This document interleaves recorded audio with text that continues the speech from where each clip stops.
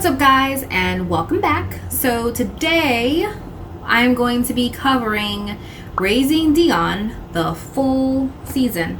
So I went ahead and finished season 1, and I went ahead and did my first impressions of the first episode. I wasn't very happy, and I was hoping and praying that I was really going to feel any different once I got through the first season, and I did not. My biggest issue with this series is the child actor. He is a very crucial part of this series because he's the main character. He just doesn't do a good job at all of bringing this character to life. There are several times in the series where you can literally see him looking around a lot, as if he's looking for that direction, or he's looking for his cards, to help him remember his line, or it's either he's not acting enough with certain scenes, he's overacting with other scenes. It's just a hot mess to watch, and it really takes you out of his world. And I can think of so many examples, but just to give you a few, because like I said, I really feel bad saying this. So I want people to understand that there's little things that have made me feel the way I feel. The episode where he attempts to heal Pat's headache and he ends up becoming sick himself. Him and his friends are having a normal conversation. All of a sudden he just goes, and I'm like, almost like he was about to play 7-Up, thumbs up 7-Up, or like he just over exaggerated about that, but then they made it seem like, oh, something's wrong with him, and I was like, I didn't even pick up on that, because it's the way that he acts. It's several times that he does this. I also really don't care for his mother's character. I don't know why. There's something about her that just seems very off. I don't know what it is. And it's their dynamic together that I'm also iffy about. And for me, she just really comes off like a big sister. I don't feel this mom feeling from her. It kind of bothered me a lot that she kept overprotecting him. I understand that's a mother thing. I get it. But she really didn't put him first at any point in time. Even when it came to her asking Charlotte to train him, she still was, helicoptering him and all over him, and not really seeing the damage that she was doing to him. I'm not a fan. She's not a mom that I'm going to remember. Let's just say that. You know how we all have those sitcom or series moms we're going to remember? She's not a memorable character to me. I will say that there are other characters in the series that I really, really liked. Specifically, of course, I've mentioned Michael B. Jordan, but there's also Charlotte's character that I really, really liked. There was Kwame. I really liked him as well. I thought he did a very good job. All these characters really helped to keep this series going. I can't remember. I believe her name is Margaret Cho, but I could be wrong. But also, I liked her as well. And once again, this is me just basing it off the series. I've never seen the comic. I've never read the comic. But the story seems very cliche in certain places. And then there were some surprises that I just didn't see happening, like Pat being the crooked man, or the man in lightning. But I do want to mention the fact that I thought it was absolutely hysterical. And I believe it's the last episode. Second last. He just starts morphing into that character fairly quickly, and no one notices, no one sees anything, and it's almost like he's able to contain himself in a space. It's just very weird. There was a lot that happened that didn't really explain the extent of his powers, how his powers worked. I understand that it's a storm and he's a lightning guy, but it was just very weird, and it just didn't make any sense. The series does a really bad job of not really including anybody. It makes you feel like these characters are isolated. At no point in time of him growing big did you hear a scream. It's like they live in their own world where just about anything can happen, and there's no civilians anywhere. There's, I think, 2 or 3 times he turns gigantic And nobody notices. Not one person. He turns into this huge storm. Like, how do you... No one? No one noticed the sky get dark? Like, the only thing that we really saw where there were people around was when Dion goes to celebrate his birthday at his friend's place, which, by the way, there were more kid actors there that were very, very horrible. So, I mean, at least I don't feel bad saying he's the only one. Because he's not. That scene with the kids was pretty cringy. But then moving forward, the story does try to explain itself. There's a few things that I'm a little like, about. I don't feel like I really fully understand the story. Obviously, I'm assuming they're not going to finish the entire story by the end of this season. But I feel like they kind of try to put a period on certain things where I feel like I don't really understand, though. Like, you know what I mean? Like, they try to connect two things and they were just like, all right, well, that's done. And I was like, really? Is there a little bit more? Because I just didn't understand. You know, there's no reason as to why Pat is different. That's the thing. Like, Pat seems to be a lot more different than all of them. They all have more or less the same powers. Pat seems to have strayed somehow and gotten different powers, or is possessed by this storm creature.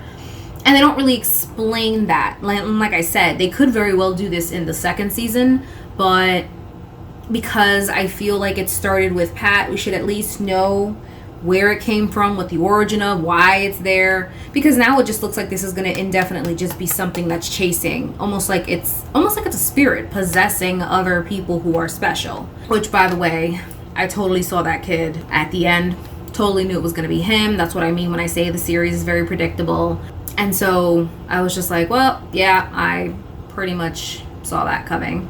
And then, as I spoke about before, the progression of his powers and how he uses things and how he grows to know things, for me, doesn't click. You know, we see him with Charlotte once where they're training and she's showing him things. But then towards the end of the series, the season finale, we'll say, he starts using the stream of light power that she's never taught him. He just decided to take a wing, what's that called? Winging it, and starts using the stream of light that he was never taught. And it's just like, how do we get from there to there? And it just didn't seem like it made sense. Like, at one point, it just seemed, I'm going to teach you, we're going to hide, everything's going to be fine. And then all of a sudden, boom, he's just out there trying to fight. Which I was fine with, because to be honest, it's the most action it was the most action I saw in the entire series. For a series that's solely based on a kid being the hero, there's really not much hero stuff going on. And thankfully, he stopped the freaking abracadabra crap. But he did bring it back for one episode, and he's still hell-bent on the whole magic thing, which I don't know why he keeps calling it magic, because he's also identified them as being superpowers or powers, but he keeps going between the magic thing. I also had an issue with the way he doesn't seem to want to push himself unless the story needs him to, which was very annoying for me. And it's not until Charlotte's like, what can you do? What can you do? Until he starts thinking, what can I do? I feel like any child that had powers, would push themselves a little. Like, what can I do? Like, most hero stories that we see, the main character will get their power, and then there's always that montage of them figuring out all the things that they can do. They're curious. They push themselves to the limit. He has no need whatsoever he has no motivation to push himself at all. He's just progressing as the story needs him to. He's not really pushing himself to progress. So he went from A to D within the span of like 5 episodes, and you're just like you're lost. So I thought that wasn't handled very well. There's this whole big thing about superheroes, and he's super excited about being a superhero, and he really wants to fill in that role, but I haven't seen anything to suggest that this kid is actually up for this title. Now, when I say that, I mean to say, usually when you start off a story with a superhero, there is some sort of indication that this person is worthy of these powers, or that they have that heart of gold, diamond in the rough, something that separates them for the pack from everybody else. And with Dion, I don't feel like he's any special. And when I say that, I mean in the sense that I really don't see his personality. I don't see what would make him a successful hero. Let's just say that. He doesn't really have a will to help anybody unless the story needs him to. And the only thing he really did help was a crab, a wolf. He attempted to do Pat, but and Esperanza, which, once again, he didn't really do anything else, nor does he really have what I should say a thirst for justice or doing the right thing. So for me, it's hard to believe that he really wants this, that he's ready to fill this role, because his character just doesn't suggest that he's into it. Like I said, unless the story needs him to be. Towards the end, the season finale, the actual last episode, it's his mother who really, in a sense, ends up killing this monster. All he does is just, but without that rod, he probably would have been, poof. Which, I know what everyone's, heroes do need some help sometimes. But I guess I just expected more. I wanted to fall in love with this character, and I wanted to see what makes this character so special. Why is it raising Dion? Why is it not, raising, what was his other name? What was his friend's name? Raising John, raising Esperanza, right? Like, what is it that makes Dion so special? I really didn't see that. But I feel like the series, the whole series and the characters push you to just believe that he's just this. And I wasn't feeling it, Even Michael B is just like, I told you that's a special kid right there. That's a special kid. I'm telling you. And I was just like, is he though? He's special because he's your son though. Now, I will say that if you do enjoy the series, please ignore me. If you enjoy it, that's great. Like I said, I really like the premise of the story. I like the idea of it. For me, it's more so just the execution, and it was the way that the story was written and the characters. Or actors, sorry. Characters aren't a problem. It's the actors. The way that the transition from comic to series, that's my issue. I'm going to give Raising Dion a 2.5. Sorry. Thank you guys so much for watching this video. As I said before, if you liked it, please don't be scared to comment below. Tell me why. If you have any questions for certain things that I said. I'm very open to having discussions, and I really encourage you guys to try it and see it. And yeah, tell me what you like it. So I will catch you guys on the next one, and thank you so much for watching. See ya. There's always one, there's always two. There's that one initial one and then the other one.